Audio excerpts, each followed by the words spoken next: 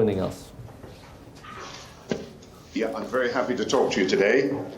I want to thank all those that have been involved in creating an environment in Britain that is second to none, that has led the world, and you have played a hugely important part in what successes have been achieved in the last year in Copenhagen.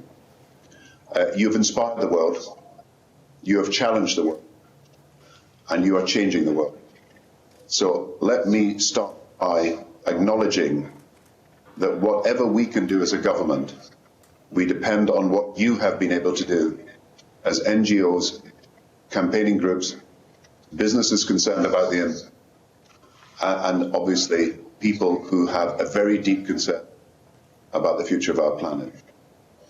I wanted to say what I thought is the next stage after Copenhagen, but I wanted first to run through what I think has been achieved and has not been achieved. You're right to acknowledge, Ed, I'm not still in Copenhagen, even although it was a very long week of negotiations. I'm in Scotland where it's very cold. The first thing is I can't hide my disappointment. We didn't get the climate change treaty. We are, however, still pressing for that, and I just want to say what the campaign I envisage can be over the next few months, and why I think there are chances that we should acknowledge of this. Let's just sum up what happened at Copenhagen. First of all, we did get the 2 degrees Celsius stated as we had hoped to do. Secondly, we have got countries that will sign up in the next few weeks to very ambitious targets, and part of our campaign must be to ensure that the targets that they're prepared to adopt are at the upper end of their range. Thirdly, we have got developing countries and emerging market countries for the first time to accept national emission plans. And fourthly, we have an acceptance of the need for transparency without all the mechanisms necessary to bring that about. And fifthly, of course, we have got agreement to the fund, the $10 billion a year that starts immediately, and the $100 billion long-term target, where we'll have to set so that we can see that through. These are 5 areas where there has been movement, including a promise that in 2018 we will look at the scientific evidence again and see whether our targets need to change. Now, I want to thank Ed Miliband and Joan Ruddock for the enormous work they did in Copenhagen. This was probably the most complex negotiation that anybody has ever been involved in. 192 countries were involved. It wasn't always easy to persuade people of the importance that we had climate change, and also to persuade people in the richest countries of the need for resources to be made available to them. What do we then have to do as a result of where we are? I think the first thing is by January 31st, every country has to submit their national emissions targets. I think without Copenhagen, there are many countries who would have made no announcements whatsoever.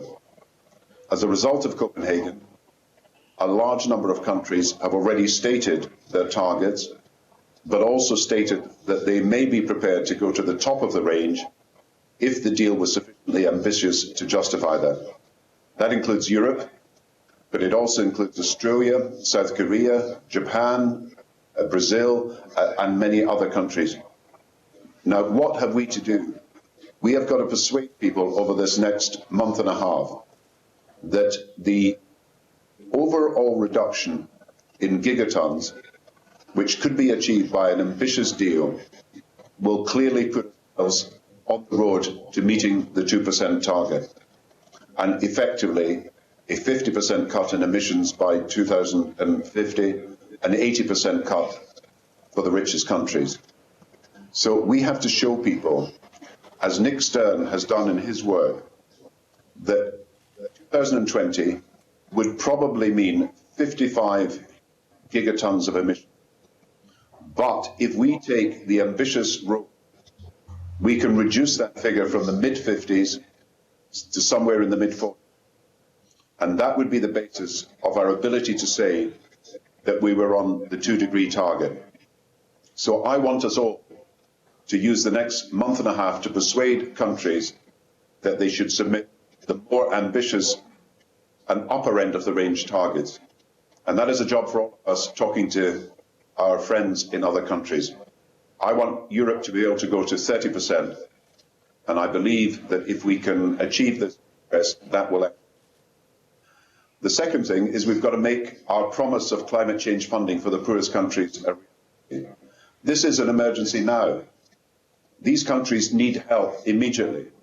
Anybody who's talked to the Prime Minister of Bangladesh or of Maldives or of some of the smaller island states alongside them knows that we've got to take action on adaptation immediately.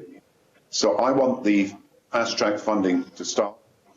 I can confirm that Britain will pay its part, and I want the rest of the world to honour their promises that $10 billion is available a year over the next 3 years. Some of that will be international funding. Most of it will be funding from individual countries like us. The final thing I want to say is I am still determined to get a climate change treaty. This is the big internationally legally binding agreements on which we can be sure that progress will be made.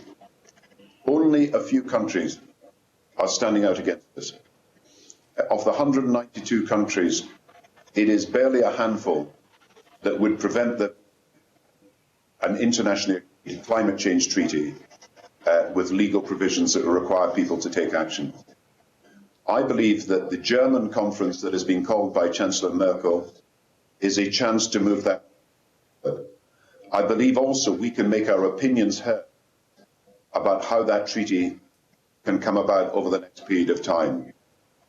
I think the first stage of making it happen is for us to be clear that we will not allow a few countries to hold us back in our determination to cut in a transparent way.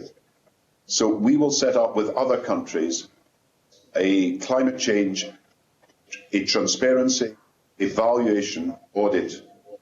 That would mean that we would publish information not just on what our own country is doing, but what the whole of the world is doing. And I believe that that is a substantial pressure for other countries to be far more transparent in what they're doing. The campaign for a treaty will include our determination to reform a decision-making process that was at best flawed, at worst chaotic.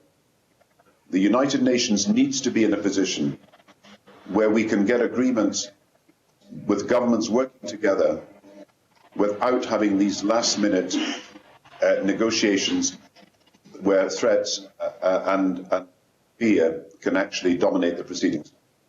So I want us to work for a better United Nations process for dealing with this problem. I believe there is sufficient goodwill around the world to want to make this happen. And I can assure you that over the next few weeks and months, we will press hard, not only for a climate, but for the means by which the world can come together. I want to end by thanking all of you. You have kept the flame alive for a climate change treaty. You have also insisted that environmental stewardship should be part of everything that we and every other country does. I would urge you to be optimistic about a future where one country after another is now declaring itself wanting to be a pioneer in environmental action. In the last year, we have started to change. In the next year, with help, we can make sure that the world is changed for good.